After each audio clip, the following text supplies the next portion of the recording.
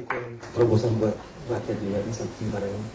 Jadi kira-kira seberapa efektif lelang jabatan yang pernah dibikin itu? Lelang jabatan lumayan, karena kita pilih yang terjelek, pilih yang jelek masalahnya kan. Nah, kalau kita lihat nih lelang jabatan kelurahan camat, dulu dites hanya 20% yang baik. Nah, saya ada lelang, ya 80% kan nggak mungkin kita buang juga kan.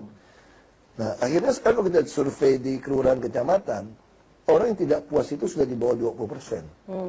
Artinya lumayan, padahal kalau teorinya itu, kalau satu peti ada satu apel busuk, yang lain segar, yang lain ikut busuk. Nah, logika kalau 20% yang baik, pasti 80% akan bagus. Ternyata ini enggak. Kenapa? Ini teorinya gini, kalau kepalanya lurus, bawahnya nggak berani nggak lurus.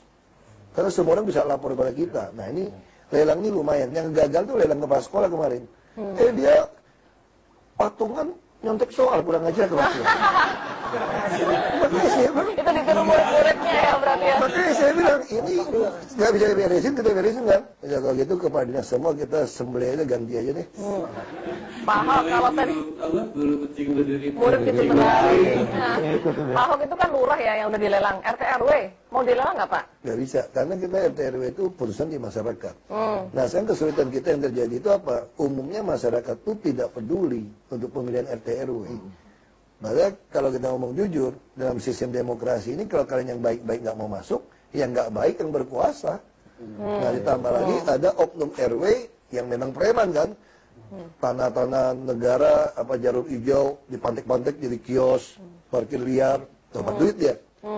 Jadi benar nggak Pak? Karena kita dengar Bapak pengen memidanakan RT RW yang merugikan rakyat, yang bandel-bandel gitu. Iya, kita lagi cari celahnya gimana. Kita sampai lagi kerjasama dengan Dirjen Pajak, jadi kita mau kayak film Al Capone. Kita kejar pajaknya. Oh, jadi yang dikejar pajaknya ya Pak ya? Ini korban film ya. Mulai dari kungfu sampai Al Capone. Ini Pak, silakan Pak. Mas Ivan silakan. Enggak, ya, Pak Ahok ini kelihatan berani, tangguh gitu ya. Seorang pemimpin yang tangguh kan butuh rakyatnya juga tangguh. Kalau rakyatnya nggak tangguh, susah untuk maju bersama kan Pak.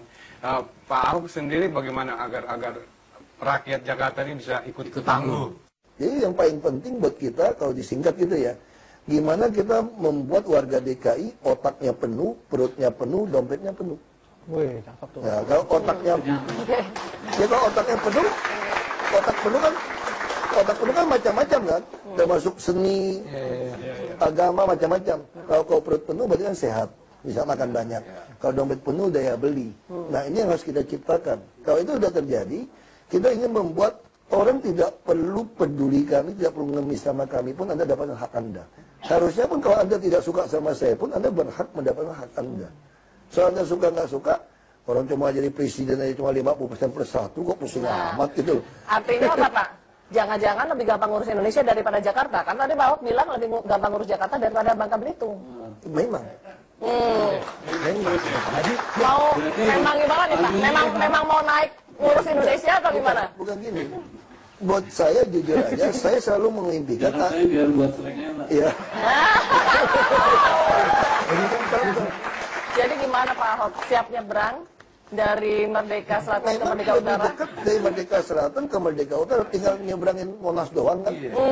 Gampang ya Pak ya? Dari Bangka Belitung kan berenang lewat selat. Ini nyebrangkan hiu.